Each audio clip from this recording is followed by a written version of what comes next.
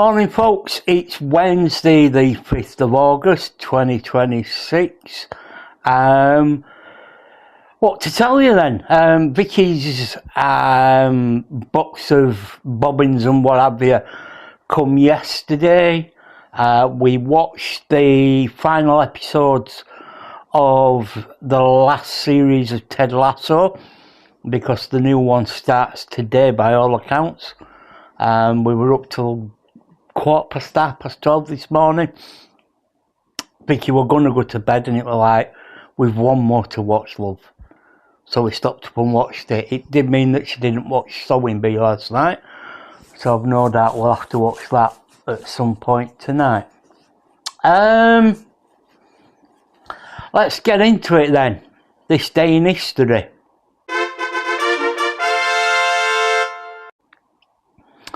So 5 years ago, we caught Bella and our Alfie chilling and having a cuddle.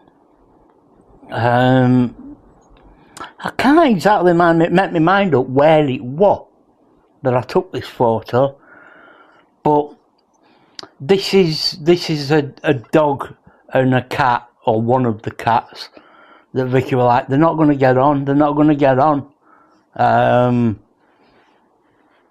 Finley and Georgie got Bella, Alfie and Penny, but decided to leave them here when they moved into their own house 2 years ago.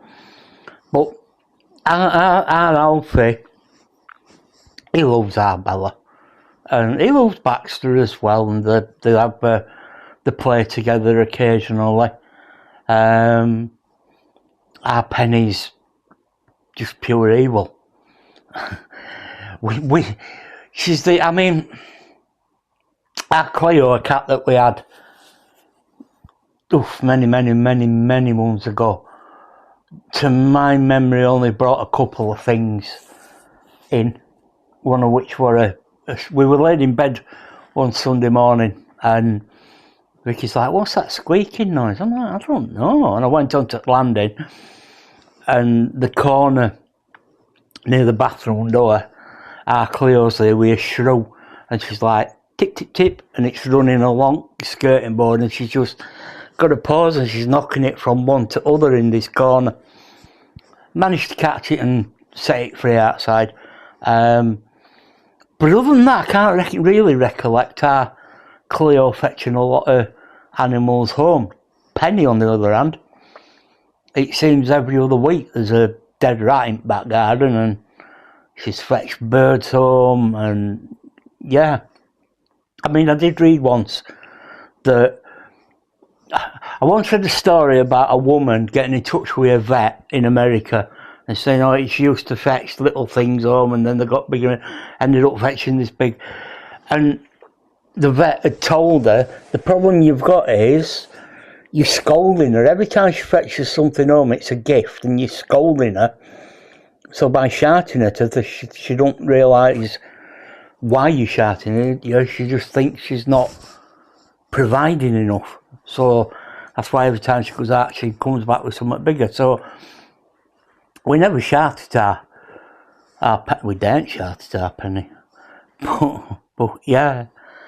9 years ago, I was getting ready. I DJ'd a friend's wedding, and a damn good time was had by all.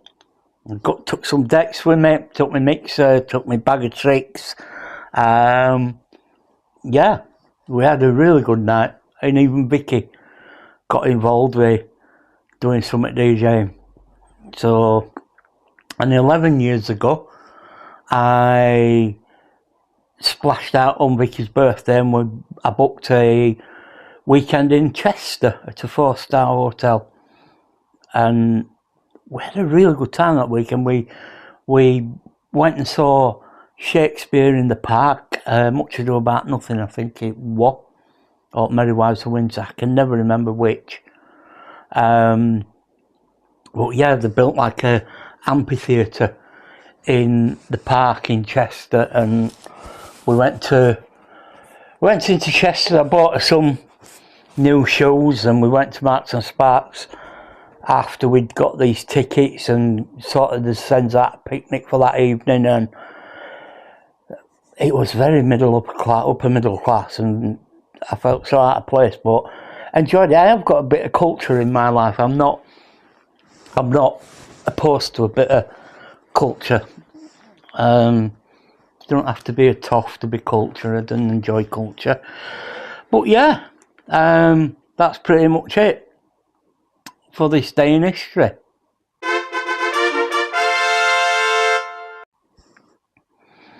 Now you might be sitting there thinking, well, you flew through that a bit, Sam, didn't you? And I did, and there's good reason to that, and I'll get to that in a second. Just to say though that last year, during my birthday weekend last year, I should have gone to see Rush at City Hall with my mate Aid for his stag do. That was on the Friday. My birthday was on the Saturday, I think, and on the Sunday we were supposed to go to Bramall Lane and see Paul Heaton, Lightning Seeds, and whoever else it was that were on bill. I know it were a good day out, but I weren't well enough for either of them. And the following Thursday, I was supposed to go see Public Image Limited with dinners, but that didn't happen. I weren't fit enough to go. I'd only been out of hospital, well, not even a full month by that point. And still hooked up with my VAT machine and everything, so I didn't go. I found out yesterday, Paul Eaton at Bramall Lane, he's on telly. He's on BBC Two this weekend. It's Paul Eaton at the BBC, Paul Eaton live at Bramall Lane, and then the House Mountains London Hill 4 film, which is good. I've seen that. It's very good. So yeah, it's a Paul Eaton weekend. Well, Paul Eaton evening on BBC Two on Saturday. So I'm going to have a quick drink, and then we'll get back into this. So yesterday, I'm laid on settee watching a documentary, and it's all about this lass that got jailed for making false accusations of a gang rape or one thing or another, and they're telling her story, and the fact that there was some truth in the stories, but she did elaborate. I mean, to an extent, she did to send it Edwy and Hammer or one thing or another. But that's secondary to what I'm going to tell you. I'll lay not say to you watching it. I've got 20 odd minutes into it, first episode, and this female copper had gone to this lass's flat, and she's opened the door, and she looked drugged or drunk or what's thing or another, and face were a mess and bloodied and swollen lip and everything. But the copper started talking to her, and the tone of her voice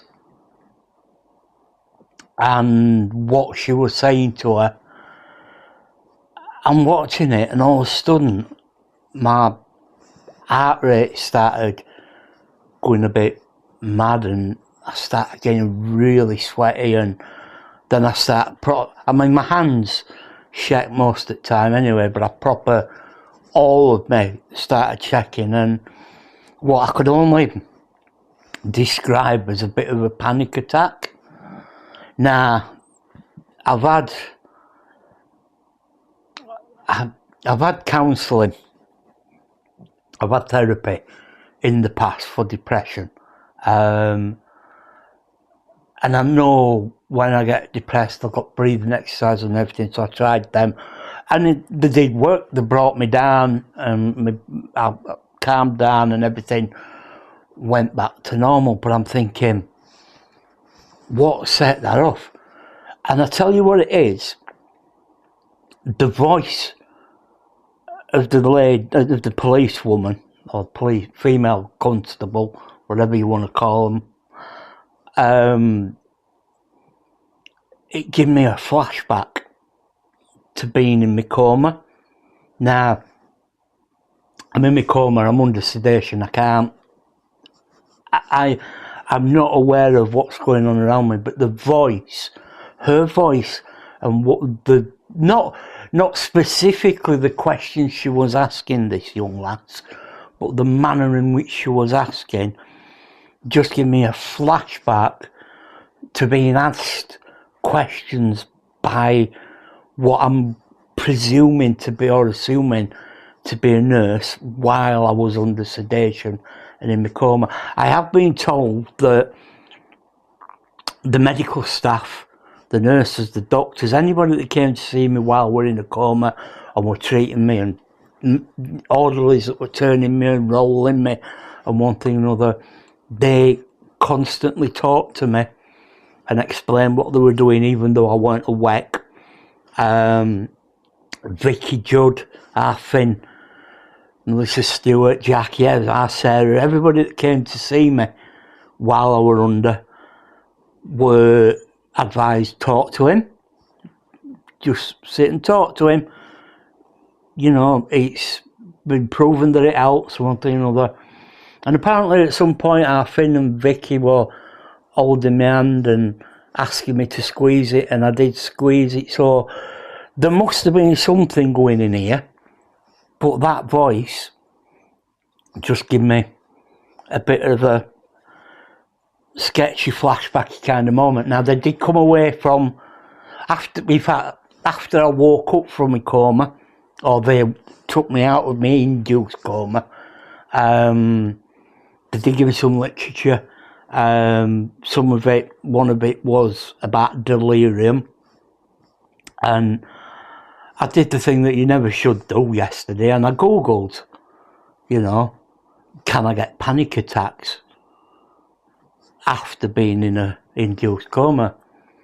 And it come up about this thing called ICU delirium. And I'll read you a little tiny bit here of what it said on the NHS website. Some patients make a quick and full recovery from delirium. Others go on to suffer from anxiety, depression, and in rare cases they might develop post-traumatic stress disorder.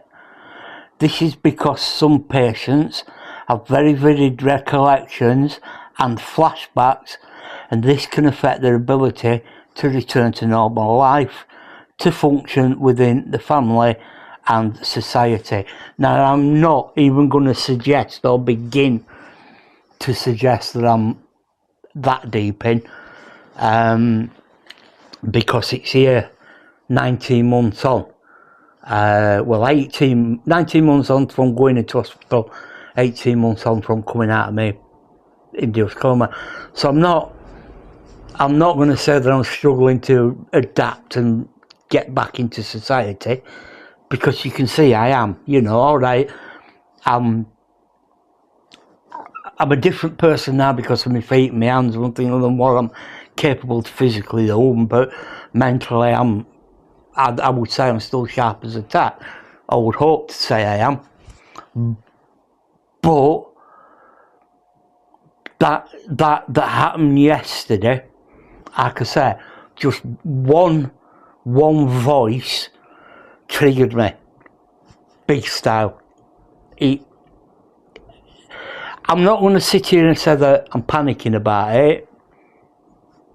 I know, irony, panic attacks, but it did get me questioning things, and sufficient enough. I didn't just Google, I went on to NHS website and looked it up. But yeah, ICU delirium is a thing, can lead to PTSD. Am I suffering from PTSD? I don't know. I'm not. Maybe in the tiniest little amount, but I don't know. It was just bizarre. It really was bizarre. I told Vicky about it when she came home. I actually rewound it and played the little bit again and again, it straight away it was like, I didn't start sweating or, you know, but it made me feel uncomfortable. So there's got to be something in that. Not panicking about it. I'm not going to start booking in to see psychotherapists and, you know, this sort of things. I'm going to keep an eye on things, should I say. If it's something that starts to occur frequently, then I will seek help and speak to somebody about it. But as I say, it's an isolated occurrence. It's happened the one time. The closest I've come to it happening before is, oddly enough, another crime thing I was watching on telly, where there were a bloke who'd got, it was nothing to do with the case, but it ended up, this bloke had necrotizing fasciitis, and they put a photo of his leg on the screen, and that were it. I had to turn it off. I've not finished watching that episode. I carried on watching the rest of the series, but I had to stop and bawl my eyes out for a bit, because, yeah, as I said, to this day I've not seen my wound at its worst. So, but anyway, yeah, this is my therapy. I've said this time and time again. This is why I do this. This is my therapy, and it's helping me, you know. Some people go through and sort the, you know, problems out in other ways, you know. You find what works for you. And if it works for you, like the old adage says, if it works, it ain't stupid. This works for me, and sitting here and doing this, it gave me a focus yesterday. I could talk about this on my diary tomorrow. So this is what I've done, and like I say, I'm going to keep an eye on myself, you know. But it were a bizarre thing to happen yesterday. It was really odd, and it sort of snuck up on me and hit me right back at head like a baseball bat, but it passed. As I say, did my breathing, my ins and outs, and holding my breath and things like that. Did my breathing exercises, and I come down, and that was it. But yeah, that's what happened yesterday, folks. I had a little bit of a nickel, so, but I'm right. I'm all right now. I'm halfway through second of 3 episodes on that. I want to finish watching them today, and see how we go. You've got to face your fears, folks. You've got to.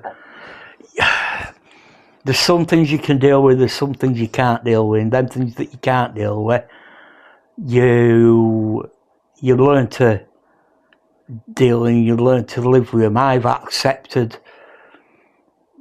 In December, when they told me, well, Simon, we're sorry, but there's nothing physiotherapy can do about your foot. It's been too long. It looks like this is your lot now. I've dealt with that. Our Sarah says I've got 2 birthdays now. I've got 23rd of May, which is the day I was born, and I've got 23rd of January 2025, when the day I went in and a new life, different life started. It's all hippy drippy and one thing and another, but yeah, I'm not a religious person. I'm really genuinely, I'm not. I've mentioned this before. Religion can do one for me. I get it, understand people having faith. I ain't got a problem with people having faith, but it's not for me. So I'm not going to say I've found something,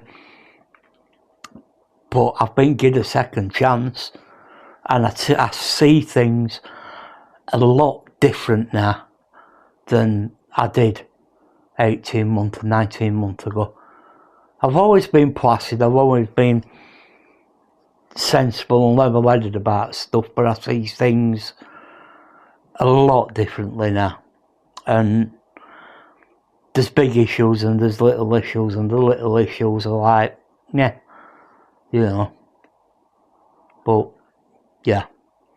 Anywho, whatever you're doing this Wednesday, I hope you have fun doing it. I must remember to write Vicky's birthday card today, which should be fun. It's like a bloody spider dipping its foot in ink and walking across. I can't grip a pen properly. But yeah, I will write Vicky's card today because it's her birthday tomorrow, bless her. I won't tell you how old she is because that'd be rude. Yeah. So, TTFN.